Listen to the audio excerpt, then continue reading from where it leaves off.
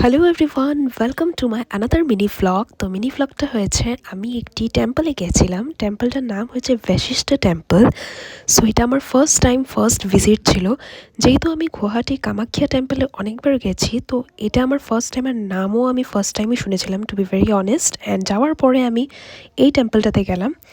And Kamakhya টেম্পলে যাওয়ার কথা ছিল ওই দিন, বাট কারণবশত যেতে পারিনি। সো এই টেম্পলটাতে আমরা গেছি। অ্যান্ড এটার যে মন্দিরটার ইনসাইড ভিউটা তোমরা জাস্ট একবার দেখো, সো পিস। আমি নিচেও নেমেছিলাম সিঁড়ি দিয়ে, বাট ওখানে আমি ক্যামেরা কোনো কিছু ভিডিও ক্লিপিংস নিইনি। এই যে এই সিঁড়িটা দিয়ে আমি নেমেছি, অ্যান্ড ওখানে আমি কোনো ক্লিপিংস নিইনি, যেহেতু ওখানে ব্রাহ্মণ ছিল, মন্ত্র পড়ছিল ওরা।